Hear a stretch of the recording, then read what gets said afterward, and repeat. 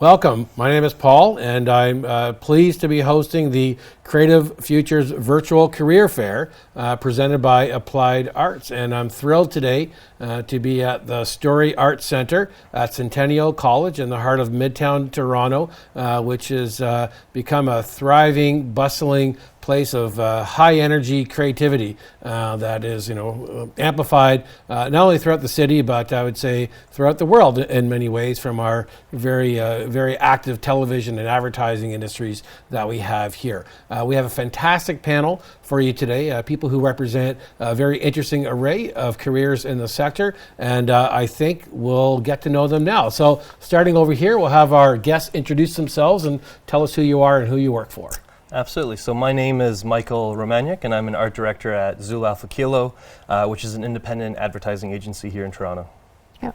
I'm Isabel Santiago. I'm a graphic designer, and I'm self-employed, so I freelance full-time. My name is Ming Pham. I'm an animator, and I work at an animation studio in Toronto called Guru. Great. Okay. Well, thank you very much. And, I think I'm not alone when I say that these are really fantastic times to be working in the creative sector, full of challenges, but also full of, I think, a lot of promise as well, too. And, where we are sort of in Toronto is probably a good place to do what we do. But I wanted you to share with us, maybe was there a light bulb moment or maybe a big bang moment when you decided that you wanted to explore a career in creativity? Maybe we'll start with you. Sure. It's a tough one for me because my path was quite different for the longest time. I've only been in this industry for a little under 2 years. Started off pre-med. I had my undergraduate degree in kinesiology. And I always loved doing creative things on the side, sort of solving things creatively, creative projects. But my focus was very linear, and it was always like medicine. That was the goal. And I was going to be an emergency physician. That's kind of the route I want to take. I was an emergency medical responder. I was actually working on I was the PR guy for a conference for the emergency first response team, kind of branding this national conference that all responders were going to come down to. And I kind of went a little bit overboard and taught myself CGI and learned how to film this really elaborate post-apocalyptic thing of McMaster University's campus, and then that was kind of the shift where I was like, you know what, medicine's great, I love it, but there's this whole other creative side that I think I'd maybe enjoy doing more. Cool. So for me, I was definitely one of those kids growing up, and I was just always drawing, not very good at it, but I just really enjoyed it. And all the while through my time in elementary school, high school, I was like, I really love being creative and I really love just the visual aspect of it. But a big thing for me when I was in high school at least was that my parents wanted to make sure that I had a stable job because nobody wants that kid who ends up being, the starving artist. So did a bunch of research, and eventually my art teacher in grade 11 asked me if I wanted to take a yearbook class. So yearbook class was basically like an evolution from our school's art class where we started to learn Photoshop, we started to learn editorial design in PageMaker, which is not a thing anymore. But yeah, that sort of gave me the skills to help me realize I like that sort of digital aspect of art. And even though I am still bad at drawing, certainly not as good as you, I'm sure, after I graduated from high school, I ended up going to Humber College for graphic design, and here I am today. Okay, great. Yeah. Was there a moment that you can circle back to where it all sort of went in a particular direction? Yeah, it's sort of. I've always done a lot of drawing when I was a kid. I've doodled. I was that guy that was constantly doodling or making something or whatever it was. But I think when I realized I could make it into a career was probably grade 8 or 9. Literally, we had a weird assignment where we had to research figure out there's a college or whatever it is. It was just an odd thing my teacher decided to do. I think it was an English class, and I was like, okay, sure. And I decided to look up, and that's where I found Sheridan College. And I was like, oh, okay, there's actually something that I can do. And my parents, coming from government work as well as medical field, they weren't too sure about it because it's not really something that people talk about, or know about. They're not very familiar about it. So I convinced them because they wanted me to be an architect, which is drawing, right? But then I show them animation and that there's actually a career for it and there's a whole industry, and I'd show them like, yeah, see, there's a bunch of people behind the curtain at Disney that do this stuff. It's not just one guy. And that's kind of what I geared my whole high school career for. I built up my portfolio and I just kind of went for it after that point. Yeah. And that's a really interesting sort of point that you bring up with regards to your parents, and I think that you mentioned that as well too. Times are very good right now for, I guess, things like animation and advertising. But when you told your parents or your family or your caregivers that you wanted to pursue this type of career, can you talk a bit more about what that reaction was like? Was it something that you had to negotiate with them or convince them of? And maybe you can sort of tell us a bit more about that, whoever wants to start. 'Cause I know it's probably a common story among all of us. You want to go first? Go ahead. All right. Sure. Well, because I told them about Sheridan, they were already uneasy with the idea because it'd be away from home. I'm originally from Ottawa, and Sheridan was all the way in Oakville. So when I told them, like, hey, I want to go to school, and not only do I want to go to school for art, but it's outside the city, and most of my family had mainly been in Ottawa, and so they hadn't really been outside.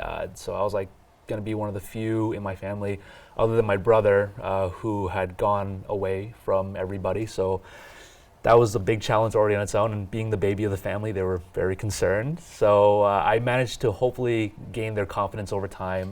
One of the biggest ones was I went to Japan for 6 months as an exchange student, and going there was kind of like, some artists go like, oh, I went to Greece or I went to Rome, and that's where I really became an artist. Like for me, that was going to Japan. I got to see how integrated animation was in their day-to-day lives. Like everyone was reading either comics, or the advertisements were very much, the cartoons were integrated with their day-to-day lives. So I was like, I can do that. I can be part of that. So I had like half a year left at high school to finish off, and I used most of that time to just build on my portfolio, like really make it look good. And after that point, my parents were convinced, like, okay, like maybe you can do it. And probably during your time in Japan, you had a really good glimpse into the future of where things were going, because obviously, there's a lot of progressive thinking going on in Japan in terms of media and technology and culture. Oh yeah, for sure. The way, Japan is one of the few countries that still integrates traditional animation with technology. Most North America is just all technology-based animation. Like there's no hand-drawn anymore, or at least not in the way most people think. But yeah, no, they were doing some things that were, I think, beyond what at the time people were doing, for sure. Yeah. Well, very inspiring, I'm sure. And how about over here, when you sort of had to tell your family or your parents or wherever the scenario may have been that you wanted to move in, especially in your case, because you were probably on a very steady career path in a lucrative area. Yeah, it was actually. So spoiler alert, first and foremost, it went a lot better than I had thought it would have gone initially, okay? But yeah, exactly to your point, I had that path, and it was a goal that they knew that I was already going towards. So, but at the same time, my parents always knew that I was this like creative kid. I used to draw, paint, sculpt when I was younger. I was actually from Poland, so we immigrated here when I was 7 years old, and my childhood there was just spent doing that, doodling in the sandbox, what have you. And then when I went through elementary school, there was always that sort of creative element that I'd like to tie to my projects. And actually, looking back at it now, there's this thing that they say, right, that if you can look at yourself at age 12, which is roughly like 7th, 8th grade, and they say, what was the one thing you really liked doing and enjoyed doing at that age? And that's like, if you can turn that into a career in some capacity, then that's like a home run. And the reason why they say 12 is because like you're old enough to understand what you like, and old enough to be like, all right, these are the things that float my boat, but also young enough that society's like pressures and norms and expectations haven't been imposed on you yet. So if you could like pinpoint what that thing is, and then you're sort of all set. And I think that for me, it was creative problem solving. I would always bring that creative element to projects. So when I told them, they were very supportive, and which was a little bit of a pleasant surprise and a huge sort of weight off the shoulders too. Sure, absolutely. Yeah. And what was your situation like? Similar?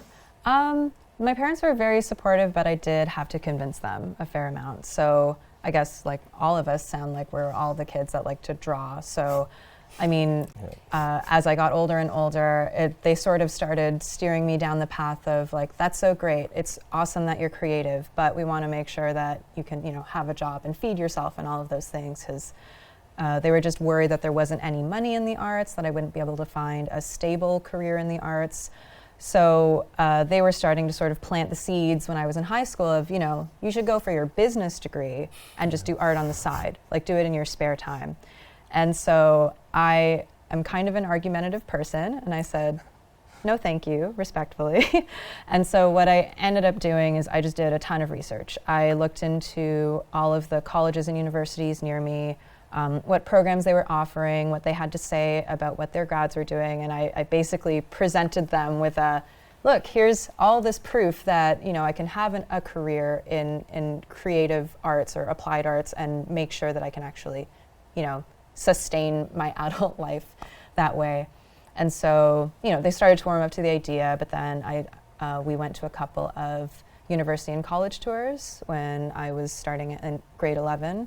So I think I sort of, it was a bit of a pet project for me. I worked on it to help them to see my perspective and to help them trust that this is something that I was confident enough and passionate enough about that I would be able to make it work for myself. And so thankfully they were very supportive, and now they love it. Now they think it's great. Fans, yeah. Yeah, Well, absolutely. it sounds like you would have had a pretty good career as a lawyer as well, because that's a Yeah, very methodical maybe. approach. And I wish you were around when I made that decision. It would have been a lot easier for me. I could have defended you. I think Absolutely. you could have, Yeah. and I may need you again at some point. Well, so when you did actually decide to take that first step, which I assume was, when you decided to enroll in a particular program at a school, which is, for many of us, kind of where it all sort of begins in a real way. Can you talk just a bit more about that? So where did you go to school? What program did you take? And, was there, what did you like most about that experience? Maybe we'll start here. So I went to Sheridan College. I took the Bachelor's of Applied Arts Animation, which bonus for my parents was a bachelor's program. So I was like, I get a nice piece of paper along with that. But it was a 4-year program, and because animation is not really something that you discuss, especially in school, there's no real comparison to it. Like, it's not like you can say like, oh, I'm going to a medical field. You know exactly what you're kind of getting into. 10 years of a lot of work versus with animation. I didn't know that Sheridan was unique in its 4-year program. So first and second year was a lot of the basics. And I didn't realize how much work was involved. They ran through everything that the pipeline had to, you had to do in the pipeline for getting a cartoon out. And then eventually you realize that unlike other arts programs where everyone's kind of trying to do their own vision, with animation, you have to learn to work as a team. Like, you really have to, because everyone sitting next to you is probably going to be working with you at some point in your career. And it's a small industry, so being a team player is kind of like number one, at least I can say, for animation, because if you can get along, you can work together, then you can get the job done. Was your experience in school pretty similar to what you're experiencing sort of as a professional? Did you find that you were prepared well for that world? I would say, yeah, for the most part, absolutely. Especially since third year was a group film where we had to work together to get, I think, like a 1 or 2 minute short out. And so everyone had to we had to figure out an idea, like from the ground up, assign jobs, figure out who was doing what, and then try to be on time. So being organized and being on time was one of the biggest things that we had to learn how to do. Not everyone was successful, but you learn from your mistakes, and hopefully you get better. And then by fourth year, you have to do your own film as a thesis. And so now you take all those things that you learned from previous years and you apply to your own film. And again, you do a 1 minute film, 1 2 minute film, and then that becomes a portfolio piece to go like, hey, look what I can do. So, and over here, did you have a similar experience? So where did you end up going? Again, tell us a bit more about that. Sure. So I went to Humber College and I took their 3-year advanced diploma in graphic design. That was another point of negotiation for me because my parents were definitely like your parents and hoping for the nice piece of paper at the end. But something I learned about the way I like to learn when I was in grade 12 in high school is that I do really well when someone can teach me the tools, and then I can just, I personally find it really easy to just go off and be creative once I understand how to do what I'd like to do. So because of that, I sort of came to the conclusion that going to a college with a bit more of an applied focus on learning was the better option for me.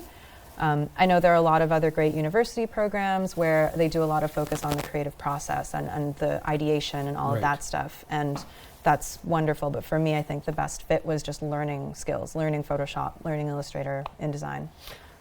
And I imagine too, the creative process is a lot about learning how to learn or how you learn. And so is that something that you carry with you even now, sort of as a professional? You're always learning new things? Is that? Yeah, this is, and I think you guys will both agree that this is sort of a field where you have to keep learning, because if you just stopped and didn't progress past what you learned in college or university, you'd be dead in the water pretty quickly. So.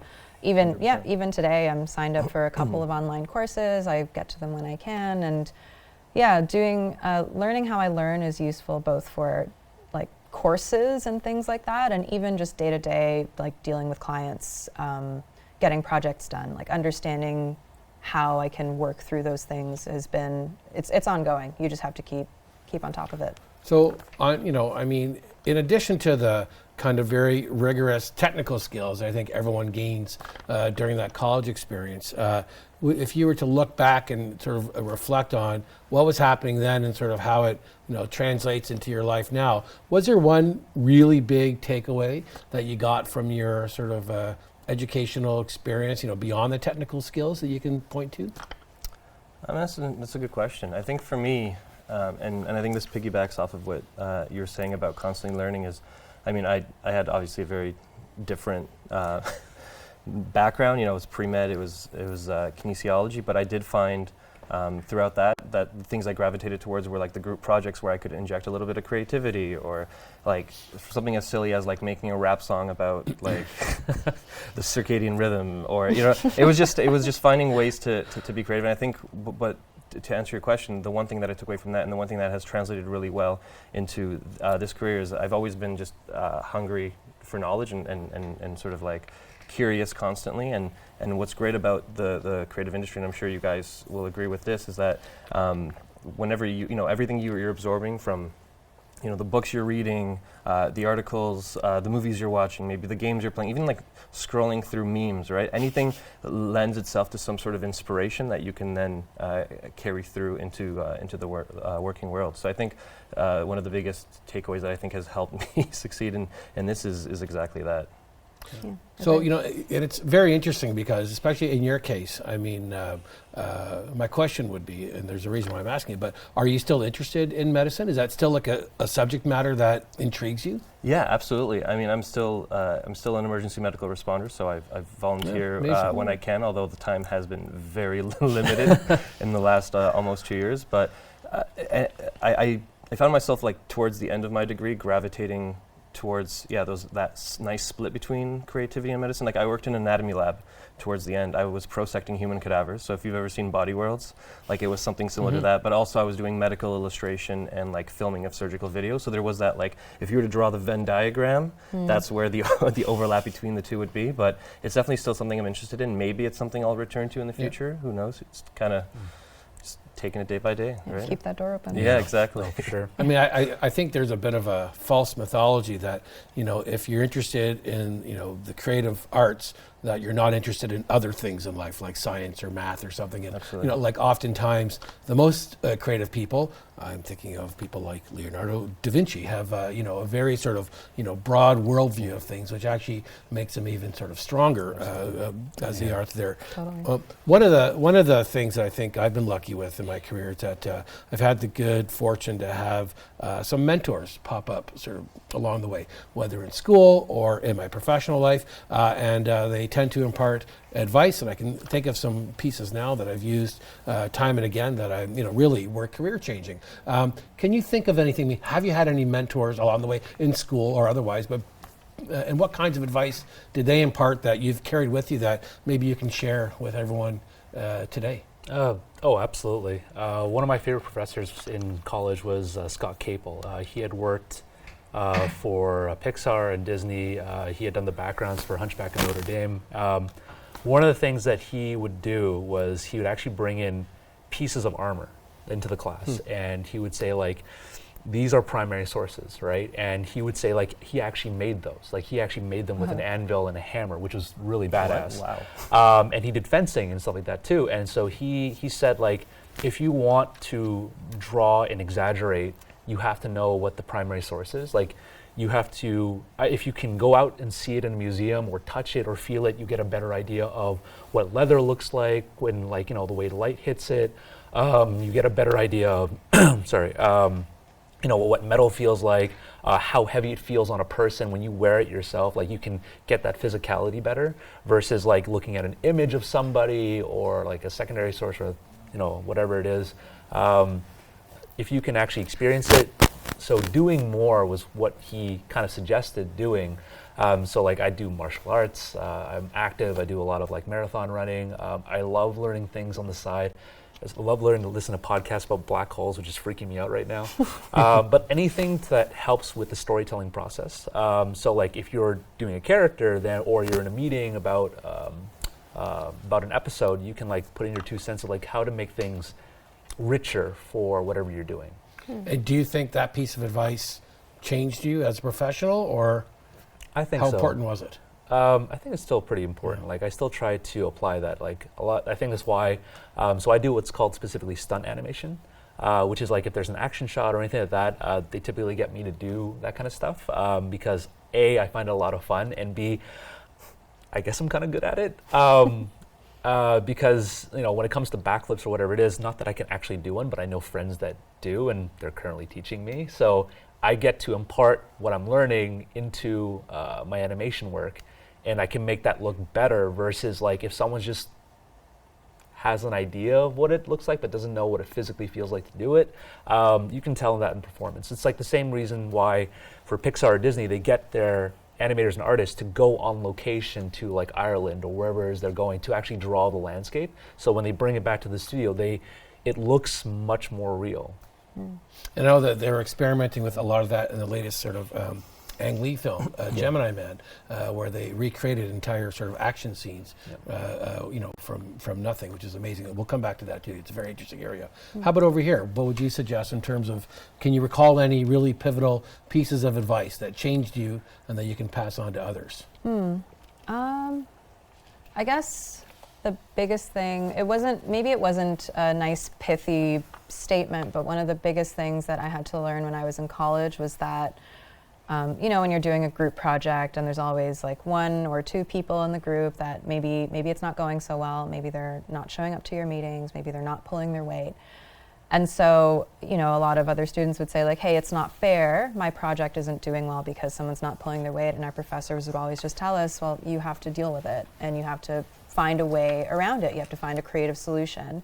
Because the biggest thing that I learned when I first started working in the industry, you know, I thought I've graduated college, I'm a real adult now, and I'm here with all the real adults. Right. But it turns out nobody really has it all figured out. Nobody has everything under control, and it can get messy sometimes. So I think my professors at Humber did a really good job of kind of drilling that into you, like, that's terrible, and I feel for you that it's not going well, but it's still your responsibility to figure it out, because when you're working on a project and something like that happens, you can't just throw your hands up and say, I don't know, I couldn't do it. Right. You've got to find a creative solution. And especially in the worlds that we work in, where there's not necessarily a blueprint for where you want to end up, that, you know, finding ways to work together, which is probably also a good life skill in general to have, I suppose. How about over here? What would you say would be the best or the most, you know, profound piece of advice you got from a mentor? I mean, profound, I think this is more of a resounding piece that just carries through everything, and I found it especially true in the creative industry, was just like, it was putting in the time and putting in the work. I think a lot of the rhetoric nowadays is you're hearing a lot of people like, here's the shortcut to success, here's the you know, like, here's how you make money in 5 easy steps, right? And it's like they're making money off of you by telling you that, right?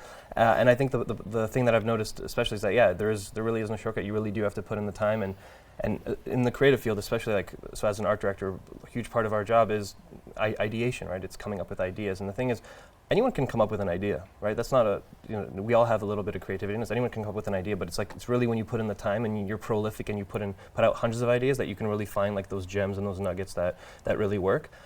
So that was the biggest thing for me, is like you really need to go through tons and tons of ideas, and a lot of them will die along the way, especially in this field, probably like 98% of them, right? So I think another huge part of it is like letting go of your ego. I think that gets in the way of us actually, we get afraid to put out certain things because we think people will judge us by the content of what we're putting out. It's like, no, that idea is too stupid, they'll laugh at me. And I think if an idea scares you, or if something scares you, you're often on the right track to getting to something really good. So, And it takes a lot to be able to put those ideas out there into the into the universe and see what comes back, because they don't always go over well. No, I mean, and I guess you have to get to a certain state of mind where you're okay with that sort of feedback. And I suppose it's a bit of a process, which brings me to sort of our next line of questioning, and that jumping from school now into that magical moment where you finally land your first job, which I still remember that vividly, sort of in my career, because when you think about as a 12-year-old that you enjoy doing these things, sometimes you don't know how you're going to get to that place in your life where people are actually paying you to sort of do these things that you enjoy. But can you remember your first job, and what was that like, and how did you actually get it? Yeah, my first job was at a studio called Humana Animation. That was in Hamilton. They were a studio originally from Halifax that came over to Hamilton. It was, the industry was coming out of a bit of a recession at that point. It was still recovering, so the wages weren't great, and I had to travel from Toronto to Hamilton every day to go do it, but I was happy to be there. And I learned, as much as I had learned in college, I learned way more on the job. Like, it's trial by fire at that point. You have to take what you've learned, apply it, and you not only have to apply it, but you have to apply it faster and with the same quality each and every time. And that's something that you just have to learn to do. And it's not necessarily for everybody, and some people find that maybe animation isn't good for them, but they're better as like a storyboard artist. And I think that's one of the great things, at least for where I work in animation, is that it's not just making characters move, but there's different departments, and people find what they're good at by pretty much just switching careers within the same industry and realizing that their talent would actually lie somewhere else. Was it difficult for you to get that first job? Yeah, man, it was, let me tell you, it's a lot of like putting yourself out there day in, day out, of going like, hey, this is me, here's my limited portfolio, here's my limited demo reel, I hope it looks good, and realizing each and every time, okay, I didn't get the job, why didn't I get the job, can I get some advice, cool, this is the feedback that I get from some people, this is how I can make my demo reel better. I would go do like animation tests, and I'd get advice again, it's like, hey, you need to do this, this, and this, and it's about kind of working on it and like trying to get better. It's frustrating, it's hard, especially when you're a student with like debts and you're in a crappy apartment and you're eating still Kraft dinner every day, and it's not great for your health, but you're trying. And when you land that job, there's a sense of relief that comes from with it, that you're there, right? But it's just beginning at that point. Did you ever feel like giving up? Yeah, man, a few times, of course. Like, it's always hard, there are always challenges, and there are always moments where you're not going to be at 100%, but personally for me, if you're driven, if this is what you really want to do, even on the bad days, you'll do it, because you know that the bad day is not going to be every day, right? Right, absolutely. How about over here? Do you remember that first job moment? I do, and I remember it really well because it's just not at all what I expected it was going to be. Right. Because I went to school for graphic design, which is a little bit different from art direction. Yeah. So they are related, but not exactly the same. So when I was studying towards the end of our last semester, as part of our graduation requirements, you're supposed to do an internship. So I, at that point, was feeling pretty stressed out, like last semester, and I really had no idea what kind of graphic design I wanted to do, because there are so many options. I could do editorial design with magazines, I could do web design, I could do packaging design, and at that point, I was just like, I have I have no idea. Let's just see where the wind takes me and try to be open to new experiences. And so what ended up happening, I met a copywriter as part of one of my courses, and we worked really well together. In fact, the two of us, well, spoiler alert, I guess, the two of us ended up working together for a few years after that because he got an internship at an ad agency, and he said, you know, they want me to come with an art director. Do you want to take this job with me?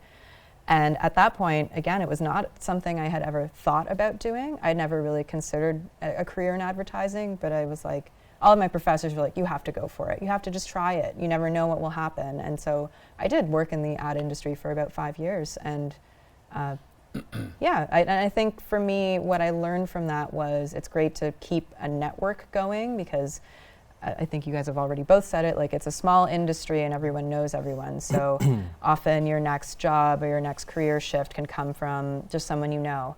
And just staying open to new experiences and not saying like, no, I never want to be in advertising, so I'm not going to say yes to this opportunity. For me, that worked out really well. So keeping an open mind and just always keeping an eye on your reputation and your brand, I guess, is very important. Yeah, and I think keeping good working relationships with everyone. I mean, not just for getting new jobs and you know, moving your own career forward, but to make your day-to-day life easier, because generally most creative work, at least for the three of us, I think, happens in teams. Mm-hmm. Yeah. And so the better you get along with your team, the better you are at being at working as a group and making sure that you're sensitive to everybody else's needs and wants, and you know, that just makes your day-to-day life better, easier, makes the work a lot more fun. So yeah, being open to and aware of your relationships with other people as you go through your career is definitely important. I would agree. And how about over here? Do you remember how you landed your first job, sir? I definitely remember. It wasn't that long ago either, so it's still pretty fresh in my head. But so again, back to the idea that I was, you know, riding off of this pre-med wave, and I had a friend of mine from high school reach out. He saw part of that like conference identity thing I was talking about on Facebook, because you know, social media, and reached out, and he's like, hey, like I need an internship to graduate. He was at the Seneca program. He was a copywriter. He's like, and I need an art director, and I'm like, what's an art director? So he's like, all right, well, kind of explain it to me, and then we decided that there's one agency in Toronto, which is the agency that, surprise, surprise, currently work at, Zoo Alpha Kilo, whose values we shared, because they say no to spec work, so they don't actually put in any free work for pitches, we were just curious, we're like, how does this work as a business model, right? It almost seems counterintuitive, right? Mm-hmm. So all we wanted was a meeting with Zach. He's the CCO. And we did some research on the company, right? This was sort of our like first brief towards a real client, and we created these really goofy like 3D printed glasses called the No Specs, and they basically were something you could wear in a meeting to say no to a client. And then we're like, all right, well, like let's take this one step further. And as you've probably realized, we do not take ourselves very seriously, right? That's part of it, right? You kind of got to be silly, right? Yeah. Put your personality into it, right? And we're like, how are we going to deliver these? So we made up this fake company, dressed up as FedEx delivery men, but it was called Fed Up with Spec, right? And we redesigned the logo, the hat, everything, and showed up with the box. And the receptionist didn't even know.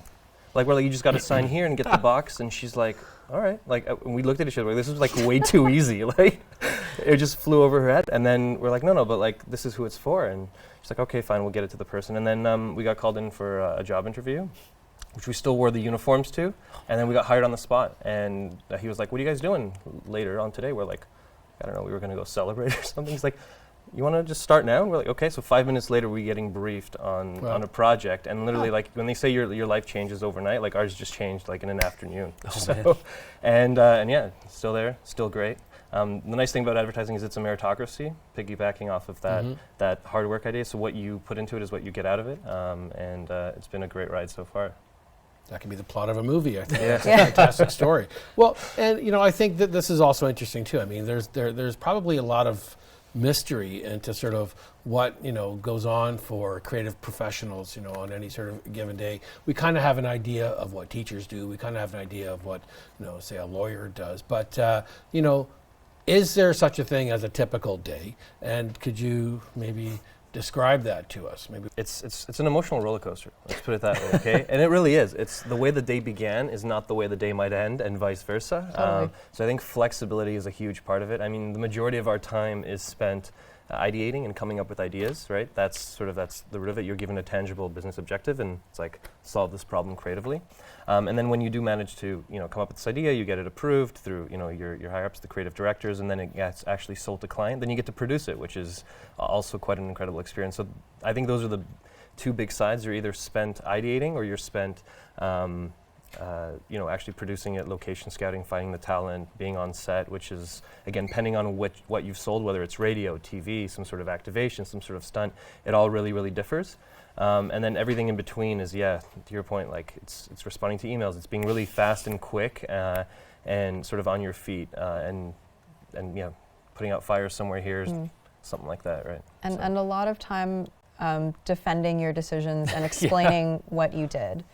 Because something that I think catches a lot of people off guard when they first start a creative career is that they think like, oh, now that I'm in the industry, everybody understands what I'm doing. But like almost every month, if not every week or every day, there's someone who you have to explain what you're doing to as if they were like, explain it to them like they're 5. Like, oh, I made this decision for these very specific reasons, and you're always having to explain why you made the decisions that you did. And advertising, definitely that happens a lot. But it's beautiful, because what other job do you get paid to, just come up with ideas? Like that is your role. Totally. You sit there and you're like, all right, what if we did this? Like, it's incredible. And then it's kind of fun when you get to defend it, right? Absolutely. And then get sold or whatever, and then you produce it. It's just like the whole journey, super fun, right?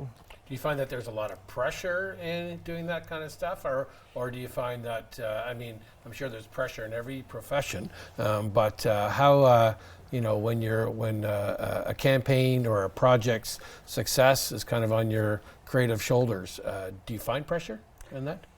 Yeah, absolutely. Like the show I work on right now is Paw Patrol, and we won, I think, a couple of daytime Emmys in a row. So like, there congratulations, by the way. Amazing. That's Thank you. Huge hit for Canada. Yeah, no, it was great. Like, it's a good feeling when we know that like we get the award and we get to see it in the studio. Like, our director comes in with it and like shows it off to everyone. Everyone takes selfies with it, essentially. But then what it means is that there's pressure for the next season to do well as well. So it's like we have to either somehow pull off the same kind of miracle that we did the last time, or work harder somehow and do even better, right? Because that means everyone else is going to gun for the top as well. It's when you're told basically like, hey, keep doing what you're doing, but also do it better for the next season. It's like, cool. Yeah, it's totally doable. It's the dog in the burning house meme. Yeah. This is fun. Yeah.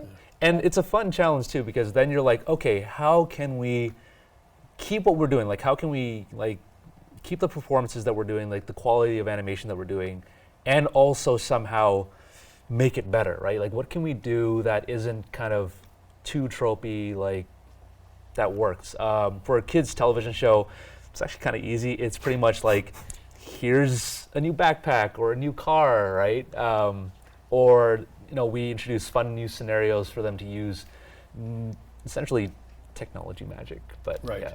Well, and Canada has a long-standing reputation in the world as being one of the kind of innovators in children's media from the very beginning, and it's good to see this tradition continuing. Where do you see sort of the animation industry going in Canada? Is Canada a good place to do what you're doing, or would you rather be in LA or Hong Kong or something? I've worked in a few places, mainly in the Ontario. I worked in Toronto mainly, and then I worked in Hamilton. I worked briefly in Albany for video games. In all honesty, it's like, it depends on where you want to go.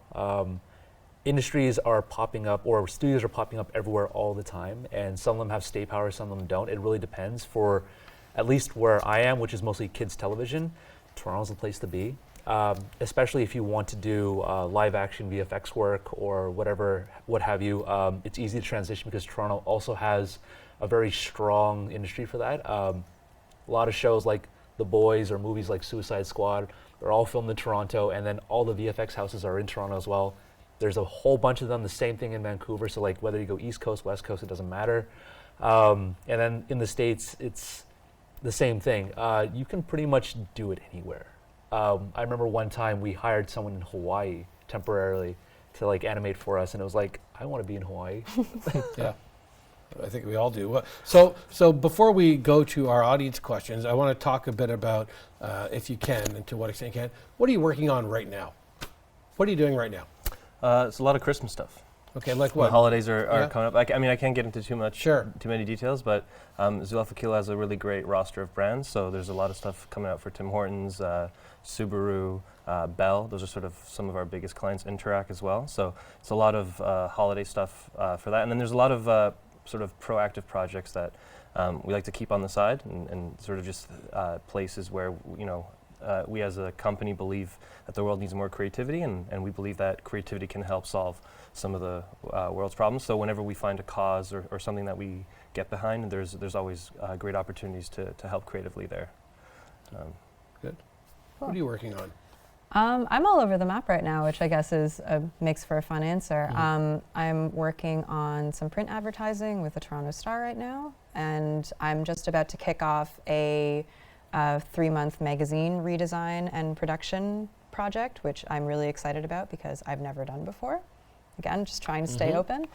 And I'm also working on a new logo and identity for a startup for creative writing.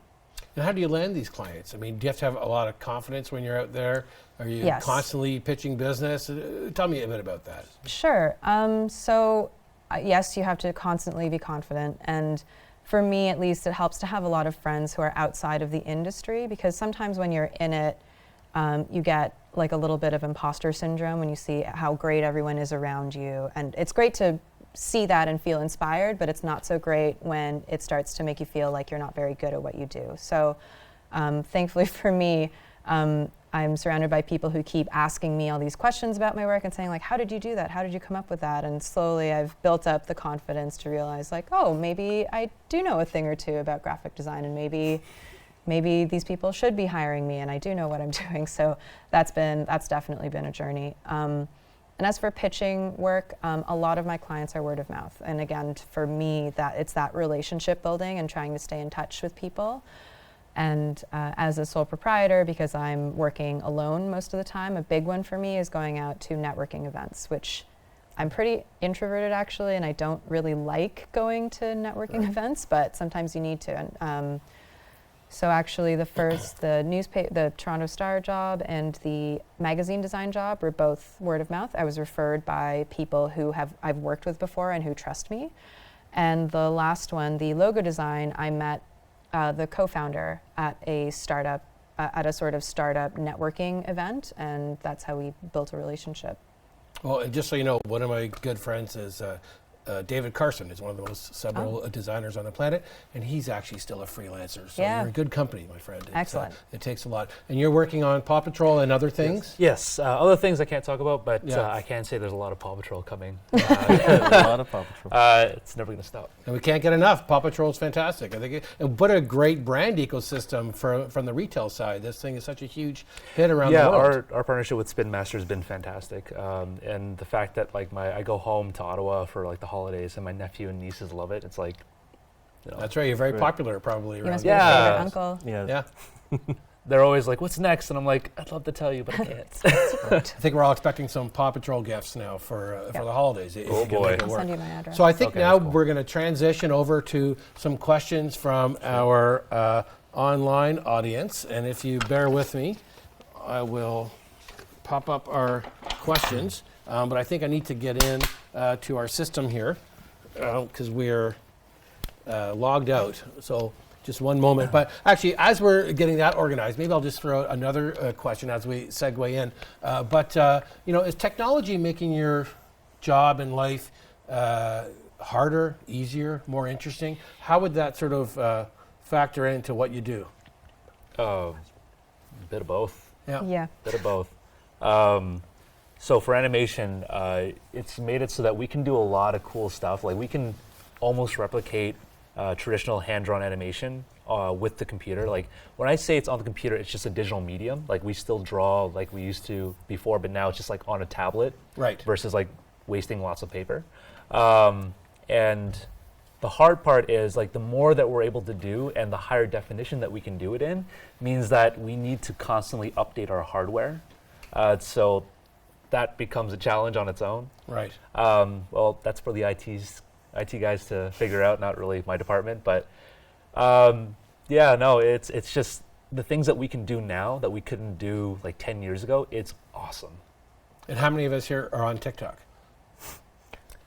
I just know that Research. because my daughter's on. Yes, okay, very good. Okay, so let's head over to some of our online questions. And we have one question here, which I think we touched on before, but it's probably good to revisit. And the question is, what should I say to my parents if they think there is no real work in being a creative? Their concern is that I will not make any money. And I know we talked about this, but how would you respond to that? There's a lot of creative fields. There's always something that needs a creative hand in, whether it's magazines or advertisement or cartoons, even live action. There's like, you look at anything that, as simple as like Suits. It's all filmed in Toronto, but the windows, it requires an artist to go in there and take out all the Toronto background and make it look like New York. It takes someone to basically go in there and work with the lighting or editing, whatever the case may be. So there's always creative stuff to do. I guess because I had to deal with that too when I was in high school. So for me, the biggest thing was like picking one specific discipline and researching that. Because when you say like, I want a career in art, it's very vague, and everybody thinks like, oh, you want to be a painter or a sculptor, which are also great professions, but it can be harder to succeed in something like that because so much of it's very personal work, and a lot of it depends on your exposure, like whether or not you're seen by the right people. But working in a more like applied art form or creative industry like what we do, there are a lot more opportunities for you to get in at the ground level and pay your dues, do the work, and slowly build your career that way. So it's not quite as like, it doesn't need quite as much luck in some way that art would. So Creativity, right, is still at that position where we matter quite a lot, and I think there'll be an even greater amount of importance placed on creativity as we move forward. And of course, Steve Jobs, who's the founder of one of the world's first potentially trillion-dollar companies, Apple, was of course famous for his ability to synthesize information. So from business, design, and technology, and finding a creative way to put those things together without really being a deep expert in any of those fields. And I think that, to your point, I would agree with you. As we get more sort of AI, machine learning sort of automated, a lot of those day-to-day tasks will be taken care of. And so that's going to hopefully free up some time for our creative brains to kind of, develop new ways of doing things. And it's the one thing that's hard to outsource. It's hard to outsource imagination. Another question has to do with portfolios. Another mystery that most people, especially if they're not in the field, ask about or don't even know about are these things called portfolios. Tell us a bit about that. First of all, maybe somebody define what a portfolio is, and then we can sort of start from there in terms of how important they are and how do you actually make one. I guess a portfolio would be kind of like your best work that displays what you are capable of, but more specifically what you can offer to the job. For animation, if you're going for 3D animation, you should show your best 3D animation work forward. Don't put anything else in there because it detracts from what you actually want to do. It also shows them that you don't really have stronger pieces if you don't have just that. Like if you want to be a character designer, show character design work. If you want to be a 2D animator, show that stuff.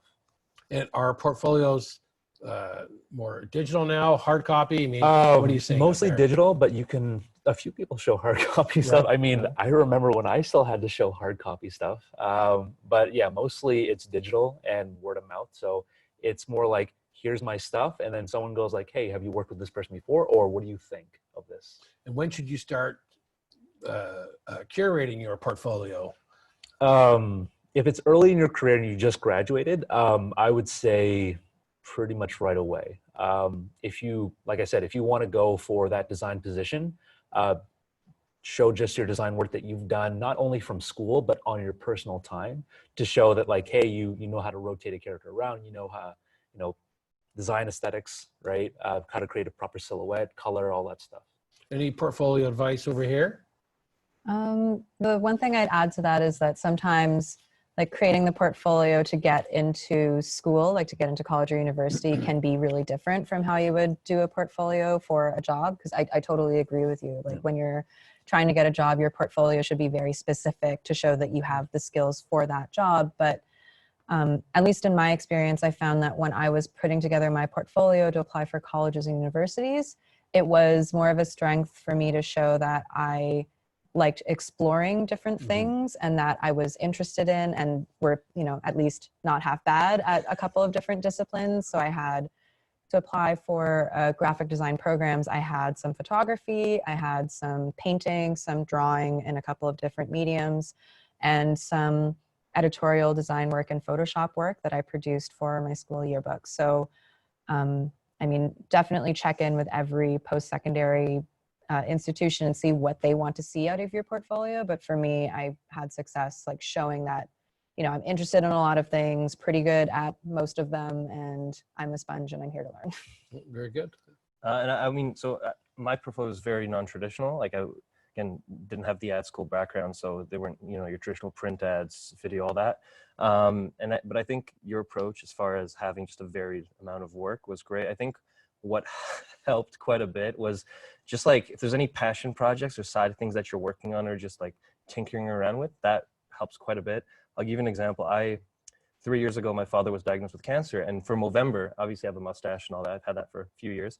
But instead of like growing out a mustache, I decided to slowly trim it down and trim all my facial hair down. And every day over the span of 30 days, I did something completely different, like a different style, different character that I took on. And it was all like makeup. And again, it had nothing to do with advertising, had nothing to do with, but it was just like a creative outlet that I used as a coping mechanism at the time. And I put that in my book. And that was like one of the things that I remember him pointing at, being like, it shows your personality and it shows that you are creative just outside of the core work that you put in, but just in other facets of your life. So very interesting. I guess it's going to tell a story exactly about you and sort of where you want to go. That helps to kind of translate, that to your prospective bosses or clients, which is very important.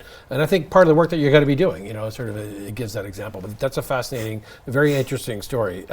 How as we sort of get closer to rounding out this particular session, would you have any advice to give to people in terms of how to pick the school that they want to go to, and sort of, because I know that I spend a lot of time in the education sector, and I've got a particular philosophy that I like to share with people who are looking at different schools. But what's your advice? Like, how would you pick the right school for you? Honestly, you can always try to go for like the top schools. For animation, like there's so many programs out there. I think everyone and their grandmother has one at this point. But just because you go to a school that doesn't have like the most stellar reputation like Sheridan, doesn't mean you won't get a job. You as an artist, like what you can do matters more than where you're coming from as a school. Like in the industry, once you're there, we care more about your ability, like your teamwork ability, your work ethics, and then also what your skill is. Not really, like no one really cares where you went to school at that point. Your portfolio matters more. So if you can go to a school, learn what animation is about from that school and take what you can and then put that in your portfolio and try to get a job, like that still works. Okay, good. What do you guys suggest? Same? How did you pick your school? So for me, and unfortunately it's not always possible if you're looking at something that's far away from where you live or international, but for me, visiting the schools was a really big factor for me. Like actually being able to walk through and get a feel for the space. Because when you look at a school's website or their nice shiny brochures, of course they're showing you the newest stuff, the most beautiful stuff, and for me it was really helpful to actually be in the physical space. Like what does the classroom actually look like? What does it feel like? And what's the vibe when you walk into any of the student centers or the cafeteria, because it's a little thing, and of course you should pick a school with a program that is legitimately interesting to you, but if you're trying to narrow it down, yeah, to me that makes all the difference, just because it's where you're going to be spending a lot of time for 3 to 4 or maybe more years of your life. So It's going to be home. yeah, so if you walk in there and you can't, for some reason you can't stand it, like you don't like the way the fluorescent lights are, or there's no windows in your classroom or anything weird like that, I think, Hopefully everyone's happy. yeah, hopefully nobody's crying in a corner or anything Absolutely. like But that. there's a lot of crying in There's this tons area. of crying, Absolutely. yeah. Very quickly, any advice in a couple of sentences? I would say, I mean, from what I know about portfolio school and advertising, I think it's a great opportunity to build up that portfolio and prepare yourself for the industry. But I would also not discourage anybody who maybe doesn't have that background to go into this field, because a lot of, and you guys can probably attest to this too, is that Totally. no matter how prepared you are with the schooling, there's a lot that you learn on the job, Yes. especially within the first few months. So Absolutely. go for it. Just Yeah. like life. Yeah, exactly, Prepare. right? So, okay, as we're drawing to a close, let's have some final thoughts. Maybe we'll start with you again. So, final thoughts that you want to share with folks about anything you think that they should know, any advice, anything, big picture headlines. I mean, I think I've brought out or mentioned a lot of it. I think the biggest thing with creativity, I feel, is like just put your personality into it. I think that's when you get some of the best work, especially in advertising. It's that whole element of like letting your ego go and not being afraid to be silly or take yourself too seriously. And yeah, I think there's a lot of power that actually creativity can do. And I think especially now as we move forward, brands, specifically speaking from the perspective of advertising, brands have a huge opportunity to help the world creatively, especially in places where maybe governments are failing. So I think it's a very exciting time. Great, good. And very quickly, any final thoughts? And that's a good point. He kind of stole mine, so Yes. to just piggyback on Okay, that, yeah. making sure that your personality shines through. When I was in high school, I was incredibly shy and worried that, I had to dull down my personality or change it to be able to fit in and be accepted into school. But when you're actually in the industry, people want you to be Without a doubt, yourself. Yeah, absolutely. so just figure out what you're interested in outside of that creative industry and let that shine through in your work, because that personality helps. Okay, and in 10 seconds, our final word. Just to piggyback off you, yeah, be yourself, because more than likely the industry you're going into, they're probably just like you. There you So go. don't be Yeah. afraid to ask for help. Yeah. Absolutely. This is worth its weight in gold. Thank you very much. It's been a fantastic sort of experience for me as well. And with that, I guess we'll be signing off. So until next time, thank you very much. Thank you. Thanks. Have a hand to ourselves. Why not? Very good. Clap for us.